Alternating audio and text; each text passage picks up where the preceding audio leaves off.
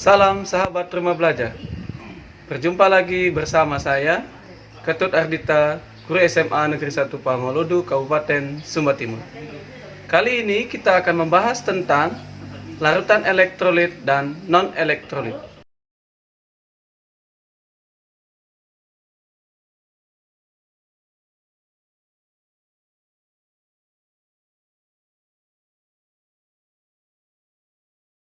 Sahabat rumah belajar, tentu sahabat pernah melakukan percobaan uji elektrolit dan non-elektrolit. Coba kita ingat kembali apa yang kita peroleh dalam uji elektrolit tersebut.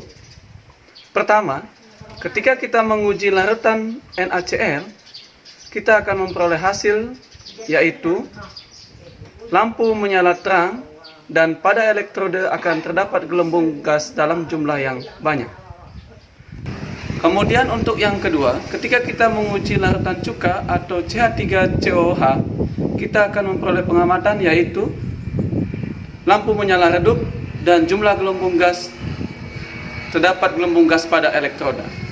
Kemudian yang terakhir adalah ketika kita menguji larutan gula, kita akan memperoleh hasil sebagai berikut. Lampu padam, kemudian tidak terdapat gelembung gas. Rumah belajar, tentu sahabat bertanya, kenapa terdapat perbedaan hasil ketika kita menguji NaCl, asam cuka, dan gula?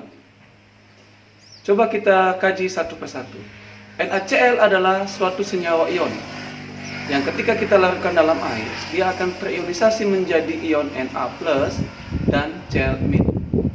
Adanya kekuatan ion yang sangat banyak menyebabkan NaCl mampu mengalirkan arus listrik sehingga terjadi lampu menyala terang dan gelembung gas yang dalam jumlah banyak. Sementara untuk larutan cuka atau CH3COH, CH3COH adalah senyawa kovalen, yaitu senyawa kovalen polar yang ketika dilarutkan dalam air akan terionisasi sebagian membentuk ion CH3COO- dan H+. Adanya jumlah ion yang dihasilkan oleh senyawa ini menyebabkan asam cuka juga dapat mengalirkan arus listrik, namun dalam kekuatan yang berbeda dengan NaCl. Akibatnya, pengamatan yang kita peroleh adalah lampu menyala redup dan terdapat sedikit gelembung gas. Pada kasus ketiga, yaitu untuk larutan gula, walaupun larutan gula adalah senyawa kovalen, tetapi larutan gula adalah senyawa kovalen non-polar. Artinya ketika dilarutkan dalam air, senyawa ini tidak terionisasi menjadi ion-ion. Tidak adanya ion dari senyawa gula menyebabkan tidak bisa mengantarkan arus listrik, sehingga pengamatan yang kita dapatkan adalah lampu menjadi padam atau tidak menyala dan tidak terdapat gelembung gas. Sahabat rumah belajar, berdasarkan penjelasan saya tadi, maka dapat kita simpulkan sebagai berikut. Larutan dibagi menjadi dua, yaitu larutan elektrolit dan non-elektrolit. Larutan elektrolit adalah larutan yang dapat mengantarkan arus listrik, yaitu larutan yang dapat mengion di dalam air. Larutan non-elektrolit adalah larutan yang dilarutkan dalam air tidak menghasilkan ion atau tidak mengion, sehingga tidak dapat mengantarkan arus listrik.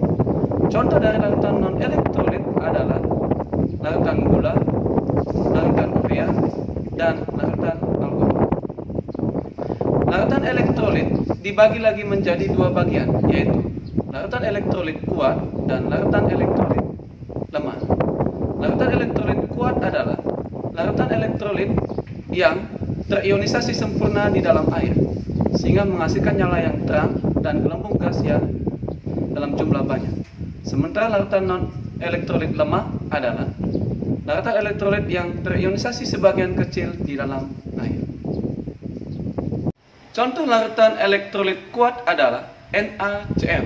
NaCl di dalam air terionisasi menjadi Na+ dan Cl-. Contoh kedua dari larutan elektrolit kuat adalah CaCl2 yang dalam air terionisasi menjadi Ca2+ dan 2Cl-. Sementara untuk contoh larutan elektrolit lemah adalah CH3COH yang terionisasi sebagian kecil membentuk CH3COO- dan H+.